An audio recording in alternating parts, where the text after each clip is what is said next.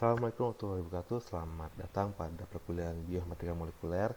Pada video ini saya akan menjelaskan praktik teknis terkait dengan bagaimana kita membuat pohon kekerabatan atau pohon filogenetik ya. Jadi kalau mungkin contoh real yang sekarang ini mungkin saudara sekalian pernah melihat pada kasus SARS-CoV-2 atau COVID ada pohon filogenetik yang menunjukkan hubungan kekerabatan antara virus strain SARS-CoV-2 di Indonesia, yang di Eropa, yang di Afrika dan sebagainya. Nah, itu merupakan salah satu contoh penggunaan pohon kekerabatan atau filogenetik ya. Jadi di sini bagaimana kita melihat hubungan kekerabatan antara satu gen dan gen lain, satu protein dan protein lain. Ya, intinya bisa DNA, bisa protein. Nah, eh, softwarenya menggunakan eh, tools online menggunakan NCBI, tapi ada juga tools yang kita download sendiri, itu menggunakan Mega X ya. Nanti akan saya tunjukkan. Ya, jadi sekarang kita langsung saja. Ini saya melakukannya di laptop berbasiskan Linux, tapi sebenarnya untuk praktiknya ini bisa di Windows juga, di Mac juga nggak masalah, sama saja. Karena tampilan di online dan di Mega X itu sama saja semua, nggak ada perbedaan. Ya, mari kita langsung mulai. Pertama buka browser pilihan Anda semua, saya menggunakan Chromium. Nah, lalu buka halaman NCBI. Ya, ini sudah halaman NCBI. Nah, sekarang sini kita akan mencari DNA ataupun protein of interest yang akan diuji atau dianalisis hubungan kerabatannya dengan database publik seperti NCBI. Nah, di sini langsung saja ini pilih all database ya, lalu cari apa gen yang ingin kalian cari. Kalau saya contohnya pankreatik lipase ya, lipase pankreas, enter. Nah, dia akan mencari, nanti akan muncul hasil pencarian dari berbagai database, ada literatur, ada gen, ada protein dan sebagainya. Nah, saya pilih di kita langsung gen dulu karena dari gen kita juga load proteinnya ya. Di gen. Nah, sekarang akan ditampilkan hasil hit dari berbagai dari database gen terkait dengan lipase. Ada lipase dari mus musculus, house mouse, dari Homo sapiens dan sebagainya. Ya, Equus caballus dan nah, saya akan coba sini ambil yang dari manusia, yaitu pancreatic lipase Homo sapiens dengan namanya PNLIP. Ini klik saja. Nah, kita akan pindah ke laman terkait dengan lipase pankreas dari Homo sapiens atau manusia ya, dengan apa namanya, PNLP pancreatic lipase. Nah, ini dalam laman ini cukup banyak informasinya seperti yang kalian sudah tahu ya, sudah pernah lihat mungkin ada genomic region dan sebagainya, mungkin akan sangat membingungkan. Nah, kita langsung saja di sini download datanya, download dataset, diklik. Nah, bisa gen, bisa protein. Cuman sini saya akan pakai protein saja. Jadi di uncheck yang gennya, kita pakai protein. Ini dinamakan, saya kasih nama PNP protein. Lalu download, ya. Setelah itu download, tinggal pilih taruh di mana, saya taruh di sini. Ya, sudah ada sebelumnya karena saya sudah download ya untuk bahan percobaan. Saya cancel karena sudah punya. Tapi ya untuk Anda semua saya akan download dulu. Nah, kalau ada download, diekstrak hasilnya, ya, diekstrak, di unzip, nanti akan muncul folder PNLP protein. Saya tadi beri nama PNLP protein. Nah, dalam sini ada ini enggak ada ya, dia ada readme dan juga NCB dataset. Nah, dalam NCB dataset ini folder data. Nah, disinilah data proteinnya. Ini kalau dibuka maka berupa sekuen FASTA dari protein. FAA itu biasanya sequence protein. Kalau sekuen DNA biasanya FAS atau FA. Ya, kadang juga ada AA doang gitu kalau untuk protein. Bisa FAA, bisa AA. Nah, tapi ini intinya ini merupakan format FASTA ya. Di mana format FASTA itu ada dua baris. Baris pertama merupakan headernya dan ada apa kunci di sini yang merupakan tanda lebih besar dari, nah, lalu headernya, dan ya baris kedua ya sekuennya. Ini kita berbaris-baris karena dia dipecah-pecah ke baris berikutnya. Padahal dia sebenarnya satu baris. Ya, oke. Okay. Nah, sekarang sudah kita mendapatkan protein yang kita inginkan. Lalu buka NCBI BLAST, ketik saja NCBI BLAST di Google. Nah, buka BLAST, maka kita akan suguhkan pada halaman muka BLAST, di mana ada banyak pilihan. Ada web di web BLAST ini, jadi yang kita jalankan langsung di web di online di website NCBI. Ada nucleotide BLAST, ini untuk BLAST DNA dengan DNA, BLAST X DNA dengan DNA ditransaksikan lalu di search ke database protein atau protein dan protein. Kalau di BLAST N, data protein di cek ke hasil transaksi DNA. Nah, karena data kita awalnya protein, maka kita pilih protein BLAST. Kita klik di sini protein BLAST. Nah, langsung muncul jendela laman untuk submit data untuk BLAST. Nah, kita bisa copy paste sequence tadi ke sini, tapi gampangnya langsung saja cari filenya. Nah, ini ada PNLP protein, lalu NCBI set, data. Nah, eh, pilih yang protein FAA. Oke, udah diunggah sini ya. Nah, kasih nama job title apa? Saya kasih nama lipase. Oke, database-nya non redundant, biarkan saja. Nah, di sini tadinya kosong, ini nggak ada isinya. Nah, tapi ini sekarang saya isi Homo sapien. Jadi saya ketik dulu Homo sapien, ya. Lalu saya ini execute saya centang. Kenapa? Data yang saya punya ialah data lipase pankreas dari manusia. Nah, sekarang saya mau mencari kemiripan secara homologi uh, protein lipase pankreas manusia dan lipase dari hewan lain. Makanya di sini saya exclude, saya kecualikan data dari manusia, jangan ada manusia lagi, gitu. Karena kan data kita manusia yang dicari. Untuk database biarkan saja NR, ini database umum untuk protein, ya. Nanti kalau sudah paham di sini bisa pilih database yang lain. Sementara pakai NR saja. Ini BLAST jangan diubah. Ini dicentang show result ini window. Nah, lalu diklik algoritma parameter sini. Maksimum target sequence-nya kan awalnya 100 nih. Ini ubah menjadi 10, jangan terlalu banyak. Saya hanya akan mencontohkan saja, jadi saya ambil 10. Nanti kalau untuk kalian mencoba-coba bisa 50, bisa 100, bisa lebih 100, silahkan. Ya. Lalu sekarang klik BLAST. Nah, dia akan melakukan BLAST untuk data protein lipase pankreas, dicocok di BLAST secara homologi, dilihat mana yang mirip secara homologi dengan database protein yang ada di NCBI, ya. Ini database terupdate, selalu diupdate beberapa seminggu sekali atau sebulan sekali. Jadi setiap ada orang submit data, dia akan update lagi, begitu seterusnya. Nah, lamanya searching ini tergantung dari kekompleksan sequence-nya. Kalau sequence-nya nggak begitu panjang, sedikit, ya, berapa pasang amino, mungkin bisa lebih cepat. Makin banyak, makin panjang, ya makin lama.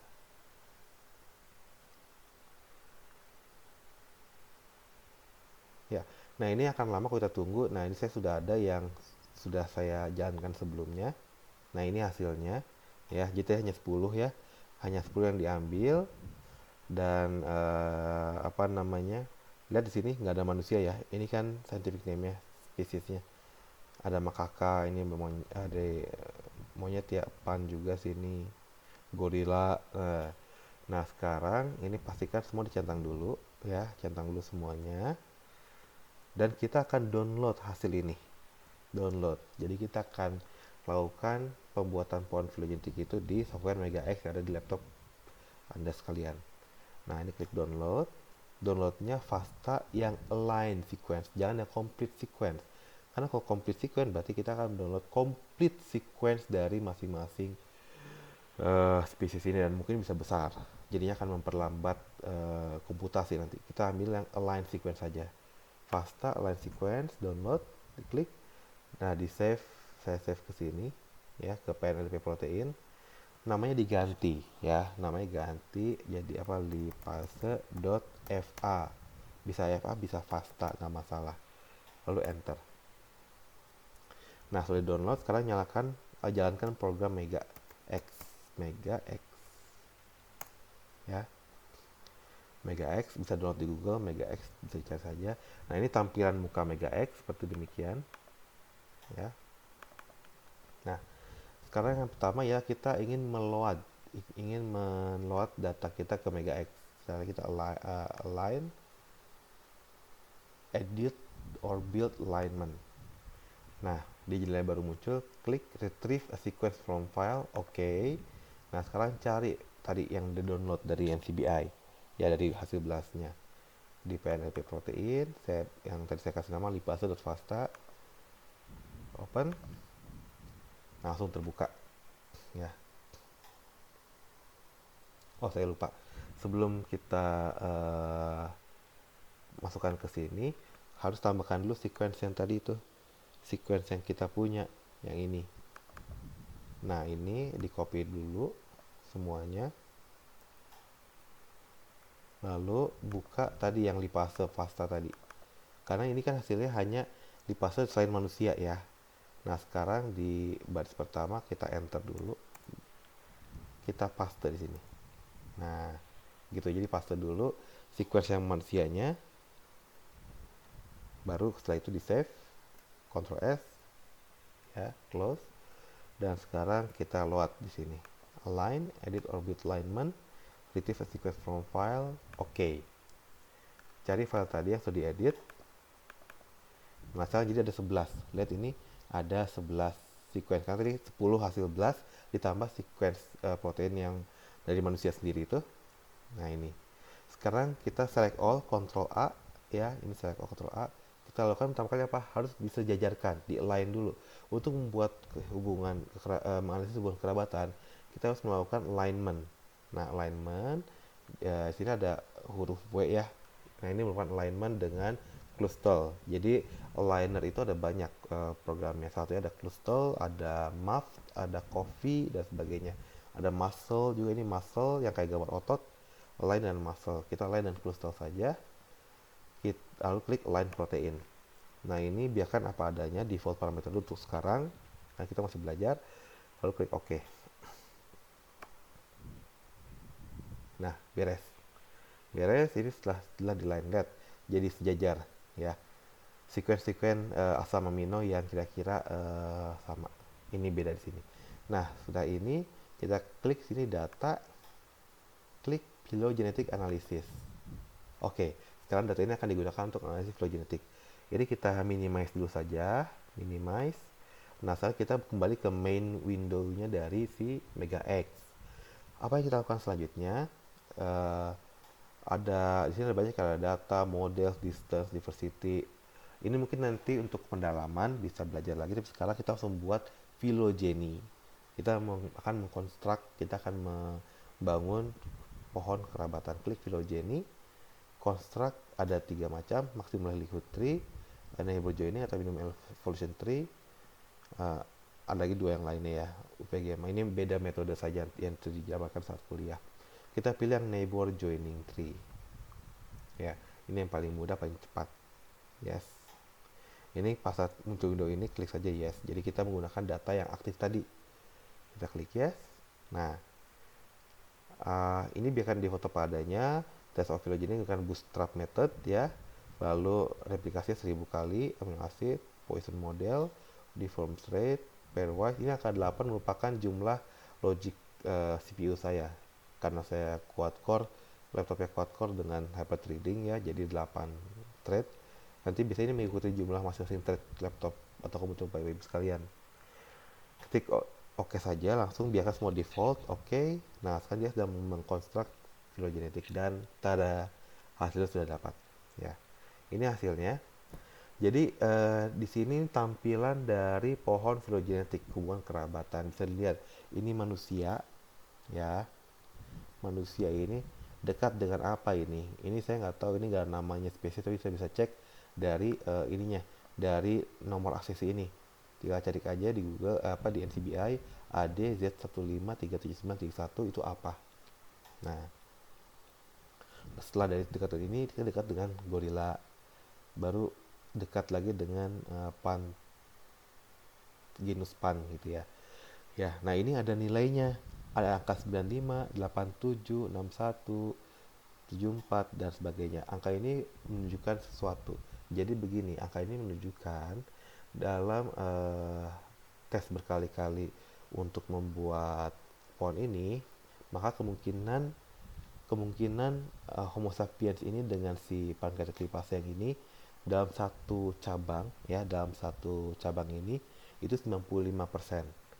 Jadi diacak berkali-kali pun hasilnya akan seperti ini gitu. Bagusnya untuk pohon filogenetik angka ini itu di atas 50, minimal 51, minimal 51 ya. Nah, ini pohon aslinya. Tadi kan kita ingat saat kita mau melakukan analisis filogenetik dengan neighbor joining tree, ada bootstrap method dengan angka 1000 kali. Nah, ini pohon aslinya. Sekarang setelah kita ulang selama 1000 kali di bootstrap, kayak gini hasilnya. Nggak beda jauh, masih mirip. Angkanya pun masih mirip, 95, 87, 61, 74 ya, masih mirip. Nah, ini berarti angkanya apa? Angka ini kalau dari bootstrap 1000 kali, berarti dari 1000 kali percobaan untuk membuat pohon filogenetik, maka kemungkinan Homo sapiens ini satu pohon, satu akar, satu cabang ya, dengan si lipase yang ini, dengan kode aksesi ini, itu 95%. Jadi mau diacak berapa kali pun hasilnya akan kayak gini, nggak akan berubah gitu. Dan cabang ini dengan cabang satu ini itu dan gorila ini nilainya 87%. Diubah berapa kali pun masih sama akan kayak gitu. Nilai terkecil di sini 61. Diubah berapa kali pun, diacak 1000 kali pun tetap 61% akan bentuk pohon seperti ini. Gitu ya. Itu intinya. Jadi nggak akan berubah gimana-gimana. Nah, eh kalau nilainya di bawah 51, di bawah 50 gimana? Nah, berarti ada kemungkinan nanti pohon filogenetik akan berbeda saat tes running yang berikutnya gitu, sehingga tidak reliable, tidak bisa dijadikan pegangan ya, tidak tidak reliable lah, pokoknya reliable. Makanya harus diusahakan di atas 51, 51 ke atas. Jadi gimana? Oh, berarti kalau saya yang ada misalkan nih antara 1, 2, 3 ini, yang ini nilainya cuma 49. Oh, berarti yang ini mungkin dia agak jauh nih. Gitu. Coba aja hapus dulu. Nah, nyata jadi bagus, ke hasil bagus ya. Berarti emang yang satu ini dia apa namanya, protein itu cukup jauh, jadi atau dia kurang bisa kurang si si apa software Megax itu tidak yakin bisa di atas 50% gitu, karena dari karakteristik si proteinnya. Seperti demikian. Jadi ini cara mudahnya untuk buat clone genetik. Tadi kita masih semuanya default ya, parameter default. Nah, coba Anda sekalian bisa gunakan gen yang lain. Nah, gen itu kan banyak. Mau gen apa? Gen terkait dengan pencernaan di manusia. Ada lipase, trisinogen, amilase, dan sebagainya. Mau gen pertumbuhan dalam gen yang terkait dengan pertumbuhan di tanaman. Bisa ada gen ribulosa bifosfat, RUBP. Bisa gen yang menyandi apa namanya, enzim heksokinase dan sebagainya. Banyak sekali gen ya. Jadi silahkan Bapak Ibu adik sekalian, mungkin tertariknya di mana gitu ya. Jadi tinggal di NCBI, balik ke NCBI lagi di sini, search saja, di search saja di NCBI, mau nyari apa, mau nyari protein apa, gen apa, genetik apa, gen apa, silahkan cari di situ ya. Download datasetnya, blast dulu dengan BLAST untuk protein. Setelah itu baru buat pohon genetiknya. Baik, sekian dari saya. Terima kasih, semoga membantu. Silakan mencoba sendiri. Assalamualaikum warahmatullahi wabarakatuh.